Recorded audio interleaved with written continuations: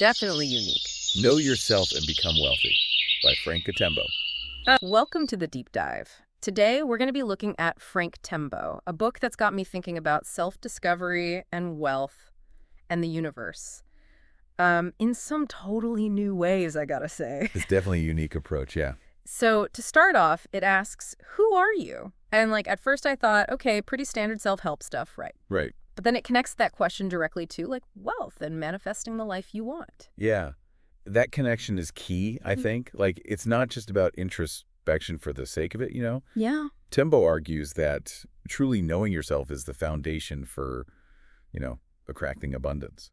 And he goes on to challenge this whole idea that God's love is somehow greater than the love we have for our own children. Right. There's this powerful anecdote about a stepmother who couldn't even fathom abandoning her child no matter how badly he behaved. Yeah. It really made me question the whole concept of a, conditional, punitive kind of God. It's a thought-provoking challenge to that, traditional view. If God is perfect, wouldn't everything created in that image also reflect that perfection? Right. So it suggests maybe we've been looking at the divine through a lens that's too limited, too human. Exactly. And if we're carrying this reflection of perfection within us, then understanding our true nature becomes even more important, right? Absolutely. And that's where this metaphor about elephant meat comes in. Oh, yeah. This one was wild. Yeah. Tembo talks about how some cultures believe eating elephant meat makes you strong because it contains the essence of all animals. Right. He's using it to illustrate how we're not just blank slates, you know. We're constantly absorbing experiences, letting them shape us. Yeah. So we're consuming the essence of everything around us, whether we realize it or not. So then the question becomes, are we feeding ourselves the right stuff, Right. Are we surrounding ourselves with influences that uplift and empower us, or are we letting negativity and limiting beliefs shape who we become? Absolutely. It's a pretty potent image. It definitely highlights the need for self-awareness. Yeah. And this awareness is crucial for navigating another concept Tembo introduces. The idea that paradise can't exist without hell.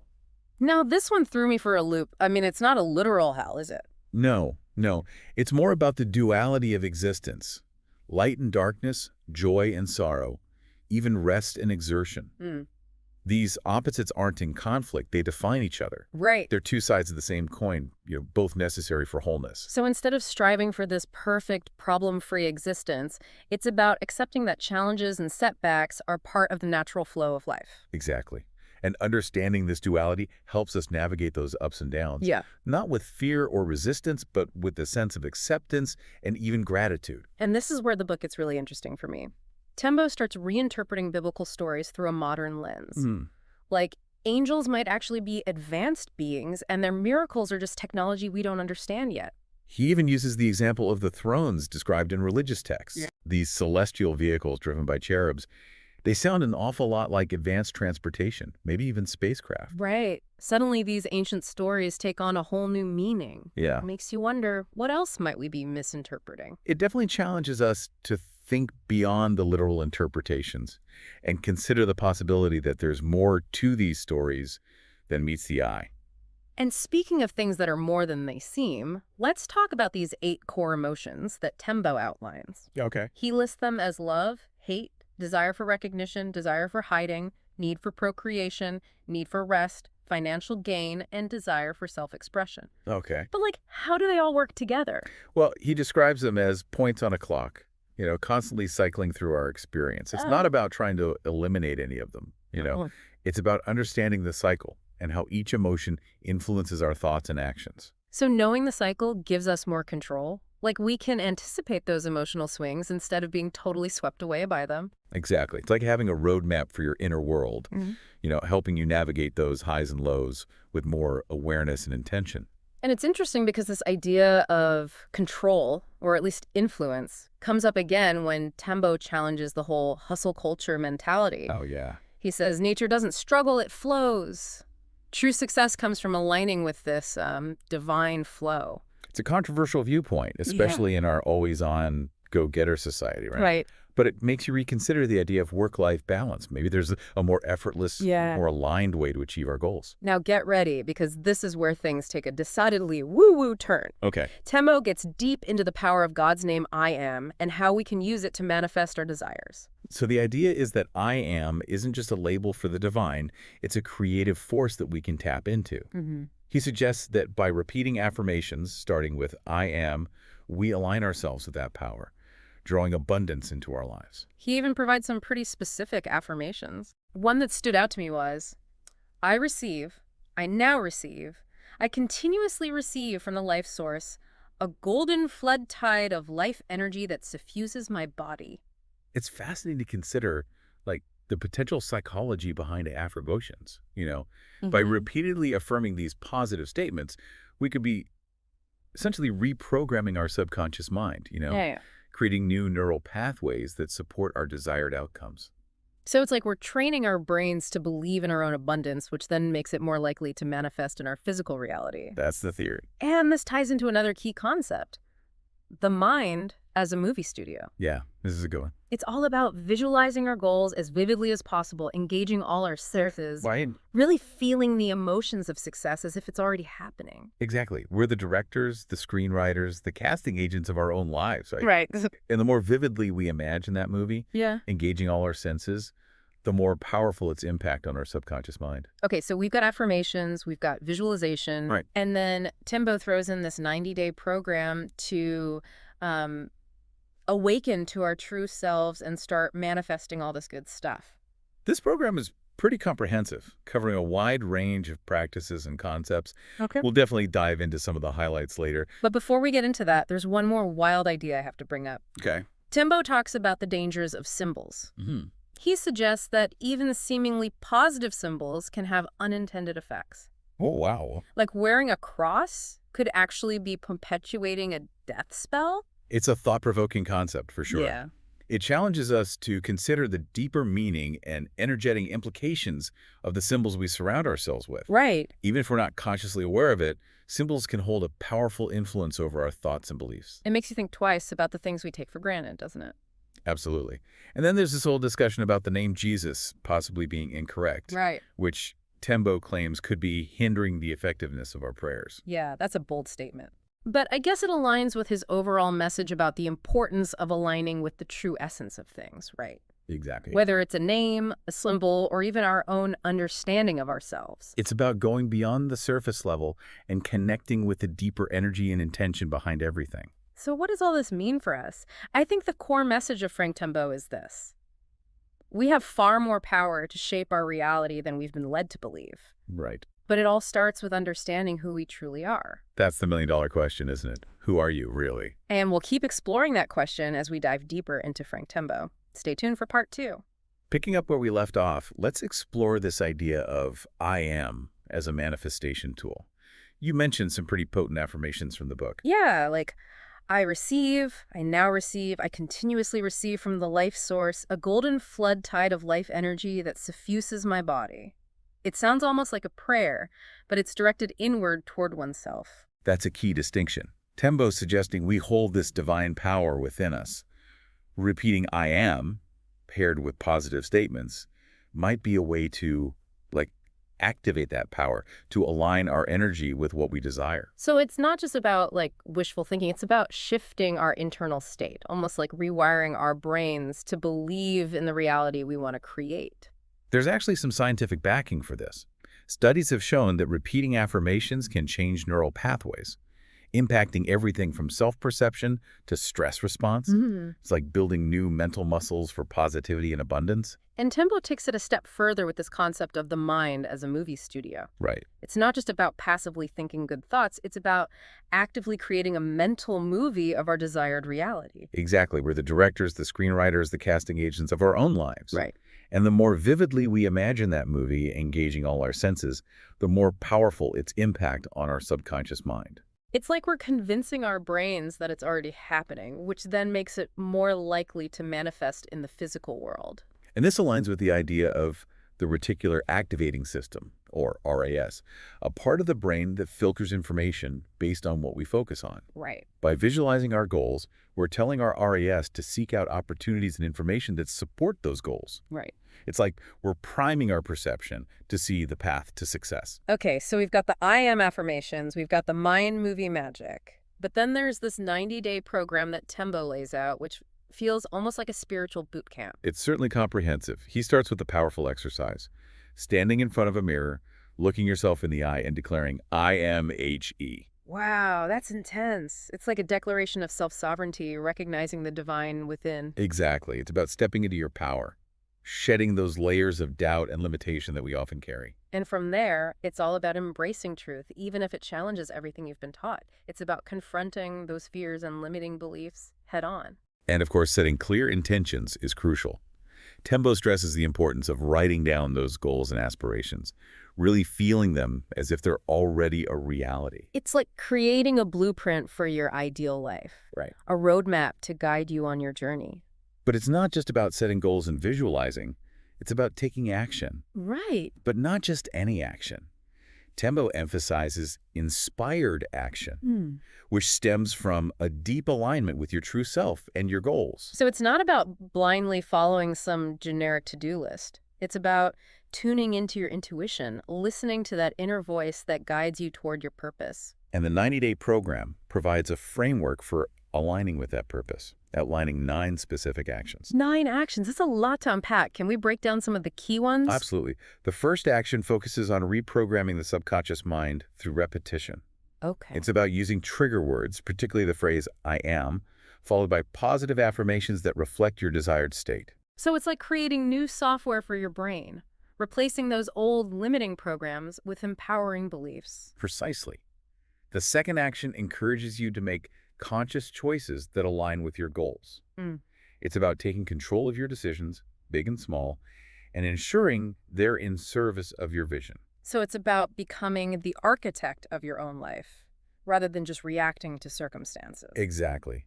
And the third action is all about harnessing the power of your thoughts. Okay. Tembo calls it taking inspired action of thought.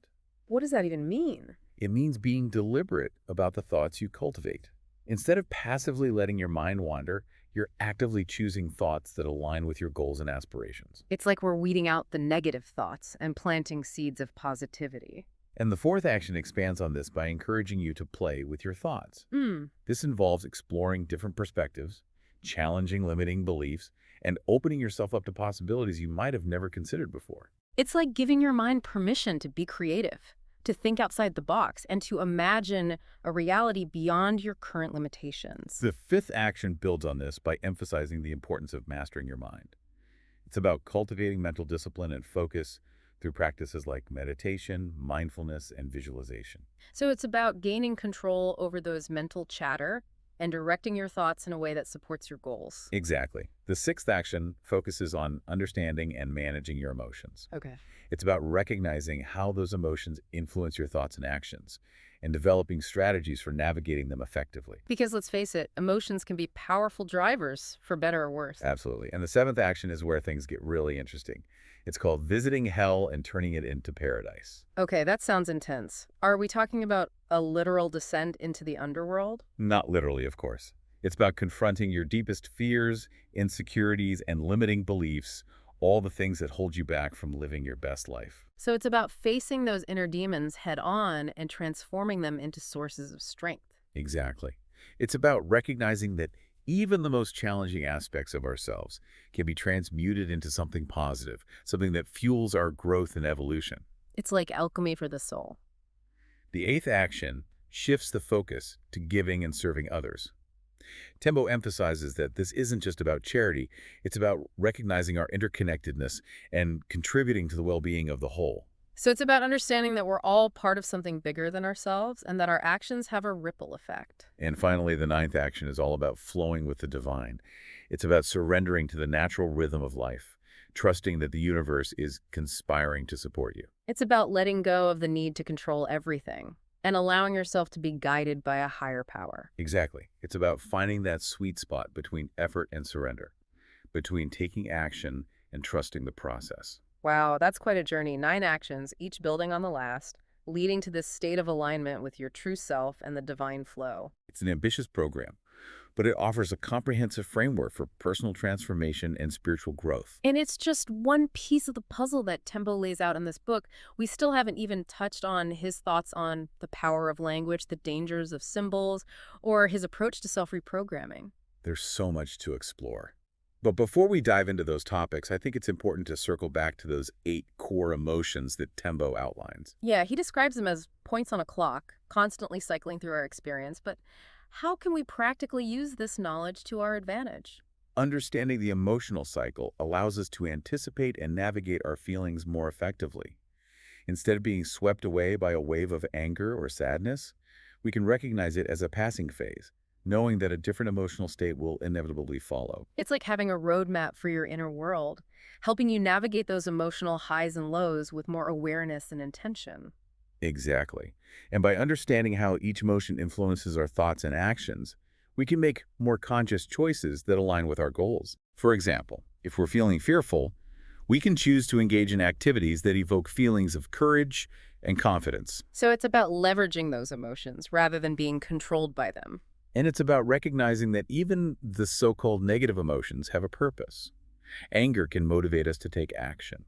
Sadness can allow us to process loss and connect with our vulnerability. Right. Fear can alert us to potential danger. It's about seeing all our emotions as valuable sources of information rather than trying to suppress or deny them. Exactly. And by learning to manage our emotions effectively, we create a more stable foundation for manifesting our desires and living a more fulfilling life. Okay, so we've covered a lot of ground in this part of the deep dive, from the power of I am affirmations and the mind movie magic to the 9 actions of Tembo's 90-day program and the importance of understanding the emotional cycle. It's been a fascinating exploration of Tembo's unconventional approach to personal growth and spiritual development. And it definitely pushes us to think outside the box and to question our assumptions about the nature of reality and our power to shape it. And that's what makes these deep dives so exciting. They challenge us to expand our awareness and explore new possibilities. But there's still so much more to uncover in Frank Tembo. We haven't even touched on his thoughts on the power of language, the potential dangers of symbols, or his approach to self-reprogramming. Stay tuned for part 3, where we'll delve into these fascinating concepts and see what other mind-blowing insights Tembo had to offer. Welcome back to the deep dive. We've been unpacking Frank Tembo, and I have to say this book is a wild ride. Definitely. We've covered so much already, the power of our thoughts, this whole idea of reprogramming ourselves, that intense 90-day challenge, but there's still more to explore. Yeah. What strikes me is how Tembo weaves together these spiritual concepts with, practical, almost scientific approach to personal growth. Right. And one of the most fascinating ideas, I think, is this emphasis on duality. The light and shadow, the good and bad, even paradise and hell. Yeah. I think that's really key. He doesn't see them as like opposing forces, but as 2 sides of the same coin, Right. both necessary for growth. It challenges that common notion that, we should strive for a life like free of challenges or negativity, right? Right. Tembo argues that embracing both sides of the spectrum is actually essential for our evolution. So it's not about avoiding those, quote unquote negative experiences, but learning to navigate them, even find the lessons within them. Exactly. He suggests that even hell, metaphorically speaking, isn't a place to be feared, but an opportunity for transformation. Yeah. It's where we confront our deepest shadows and emerge stronger, more whole. It's like that saying, the only way out is through. We can't truly grow if we're constantly trying to bypass the difficult stuff, right? Yeah, I think that's right on. And Temple provides tools for navigating those difficult experiences. Yeah. He emphasizes the power of affirmations, visualization even, changing our environment to support our desired state of being. Right. It's about taking an active role in shaping our reality, even amidst challenges. Absolutely. And this ties into another concept that keeps coming up, this idea of flowing with the divine. What does that actually look like in practice? It's about surrendering to the natural rhythm of life, trusting that there's a bigger plan unfolding even when things feel, chaotic. So it's not about passively waiting for things to happen, but more about aligning ourselves with that universal flow. Yeah, I think that's a good way to put it. Taking inspired action when it feels right and letting go of the need to control every little detail. Exactly. It's about finding that balance between effort and surrender. Yeah. And Tembo suggests practices like meditation, gratitude, and spending time in nature to help us, tap into that flow. It's like tuning into a deeper wisdom, Yeah. letting go of all the mental chatter and ego-driven striving, Right. and allowing ourselves to be guided by something bigger. And he also talks about like understanding our unique energetic frequency, how we're all constantly emitting, vibrations that attract experiences matching that frequency. Oh yeah, the whole vibes thing. So if we're vibrating at like a low frequency filled with fear and negativity, we're more likely to attract more of that. Right. But like if we cultivate a high vibration filled with joy and gratitude, we attract more positive experiences. That's the basic idea. Okay. And Tembo emphasizes practices like gratitude, meditation, and surrounding ourselves with positive influences to raise our vibrational frequency. It's about being mindful of the energy we're putting out into the world, recognizing that we have the power to shift it. And as we raise our vibration, we naturally become more aligned with, that divine flow, allowing abundance and blessings to flow more easily into our lives. Okay, so we've covered a lot of ground with duality, aligning with the divine flow, even the importance of our energetic vibration. Right. But there are a couple of topics we haven't touched on yet. Let's talk about the power of language. Yeah. Tembo compares words to like spells capable of shaping our reality. He highlights the significance of, the words we speak, the thoughts we think, even the names we use. It's about being mindful of the energy we're putting out through language. So it's not just about thinking positive thoughts, but also speaking positive words, affirming the reality we want to create. Yeah. And even going deeper, questioning the language we've inherited, the names and labels we've been taught. Tembo even suggests the name Jesus might be incorrect, potentially limiting the effectiveness of prayers. That's definitely a bold statement. It is. But I guess it aligns with his overall message of challenging assumptions and seeking the true essence of things. It's about questioning the power structures embedded in language, recognizing that words can be used to empower or to limit. And this leads us to the last big concept from Frank Tembo, self-reprogramming. It's this idea that, like, we've been programmed with certain beliefs and patterns of thinking, right? But we have the power to rewrite those programs. He suggests we're not bound by our past conditioning. We can consciously choose new beliefs, new thoughts, new organs of being. It's like taking control of our own mental software, right? Deleting those limiting programs and installing ones that support our growth and evolution. And Tembo provides, practical tools for doing this: affirmations, visualization, even changing our environment to align with our desired state. So it's about taking a proactive approach to our personal growth. Yeah. Recognizing that we're not victims of our circumstances, but powerful creators of our own reality. And this has been the overarching theme of our deep dive into Frank Tembo. Right. It's a call to step into our power, to embrace our potential, and to consciously create the life we desire. It's been a mind-bending journey, for sure. This book challenges us to think differently, to question our assumptions, and to tap into a power within us that we might not even realize we possess. And if there's one thing I hope our listeners take away from this deep dive, it's this.